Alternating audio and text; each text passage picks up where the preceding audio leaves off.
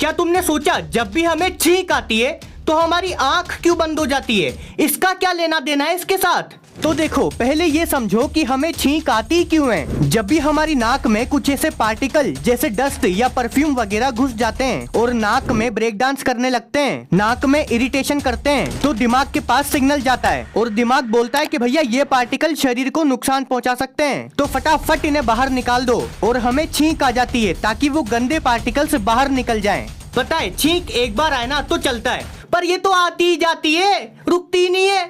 खैर, छींक आते वक्त हमारी आंख इसीलिए बंद हो जाती है क्योंकि वो जो गंदे पार्टिकल्स अभी अभी नाक से बाहर निकले हैं वो आंख में ना चले जाएं। इसीलिए छींक इतने प्रेशर के साथ आती है कि आज छी सामने वाले की आंख में